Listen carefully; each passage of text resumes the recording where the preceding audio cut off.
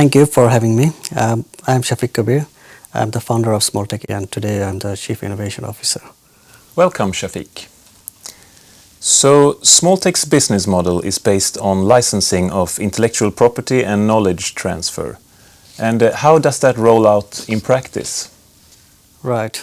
So I dissected your question into two parts. One is that the value creation part, where we have actually captured our knowledge and know-how into some kind of patents portfolio.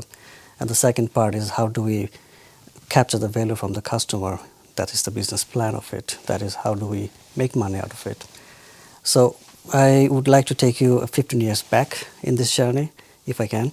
That is that when we started the company, we are coming out of the university and we didn't have any plan as such in terms of business. What we had instead was the thirst to take this small idea around a technology to take it to the marketplace. And the journey was like a river. It was pivoted a number of times. And today, after 15 years, when we have a set of patents as our portfolio, that looks very natural that we have a business model which corresponds to the IP licensing. So this is how it has rolled out so far. So when you moved on to build an IP platform, how did you structure it? We structured it in a way that since our journey started with how to grow these nanostructures. So that was the first platform that we have established in terms of how do you grow the nanostructures in different ways. We found a number of engineering nodes or knobs which you can actually play quite a lot to generate a number of recipes which can enable you to grow these nanostructures on a given substrate. And once that is done, we moved on to applications. And one of the applications that actually was attracted by the industry was the energy storage device direction. And there we have filed a number of patents as well and created another platform around these energy storage devices. And when we are done with that part, we have moved on to the third level of patent protections where most likely our customers wants to use our technology in some format or some way. So we have distinctive three different levels of patent platform, if you will. And has your IP strategy changed in any other significant way during the years? Right. So while we were developing our IP, one of the things that I could share with you guys is that at the beginning it was driven by scientific curiosity. And we converted our scientific understanding into some kind of patents concepts. And then today we shifted towards the industrial need, what the industry wants or what kind of problems they have, and how can we solve those problems or those needs based on our platform technology.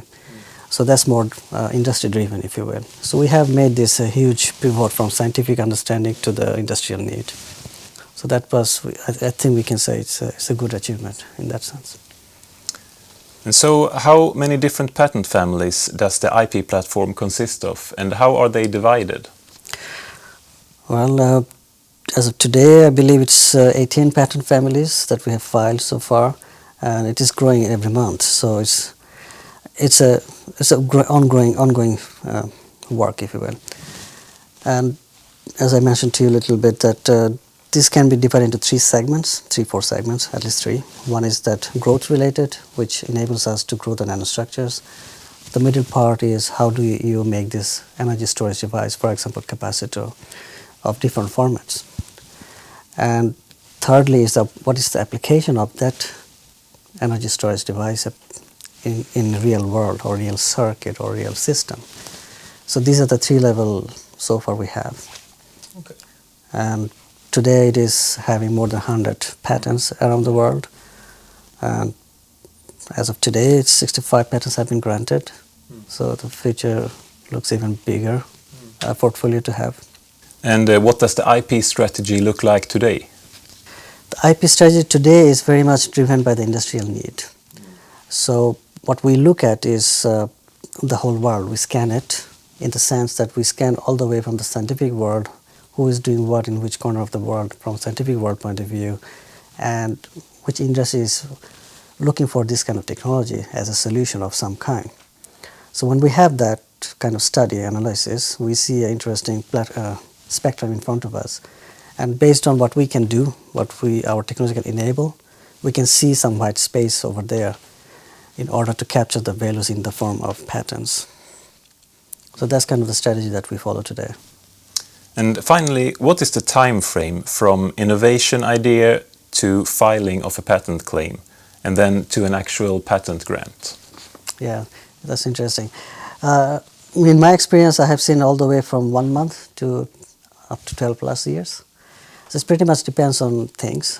There are two things here. One is that how the idea process, or ideation as they call it, that when you have an idea, how do we capture it into some kind of claim format? That's one part of it. That needs a lot of internal work, a rigorous analysis of situations. The other part is that when you have filed the patent, then how long it takes for the prosecution part before you get the grant. And that takes all the way from 1 month to 12 years. And in Europe, they are the longest. We have had one of our patents granted after 12 years.